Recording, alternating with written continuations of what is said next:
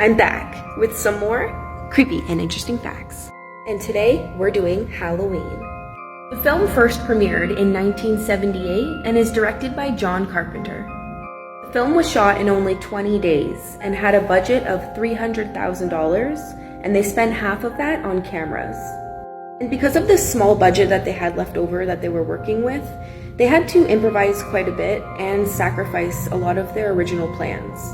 So a lot of the actors wore their own wardrobe, and the lighting equipment, they basically just had to make do with what they had. This was Jamie Lee Curtis's first feature film, and apparently she was considered and chosen for the role as tribute to Alfred Hitchcock, who gave her mother legendary status in the film Psycho.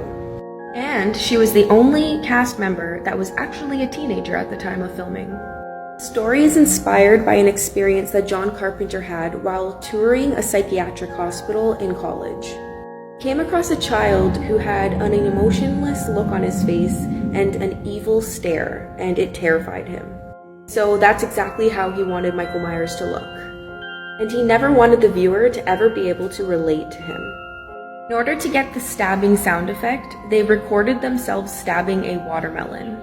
There is a book written by Curtis Richards that goes more in depth behind Michael Myers' motives and thoughts. However, the book is very rare and has since went out of print. John Carpenter composed the score for the film in only 4 days. And the Halloween theme song is written in a rare time signature that John Carpenter learned from his father. When they were shooting Michael's POV shots in the beginning of the film, they couldn't get the child actor until the last day of filming, so they had to improvise, and they used the producer's hands in the frame. And the producer is a female named Deborah Hill, and that is the reason why the nails look very polished. The writer's goal was to write the film like a radio play, with scares every single 10 minutes.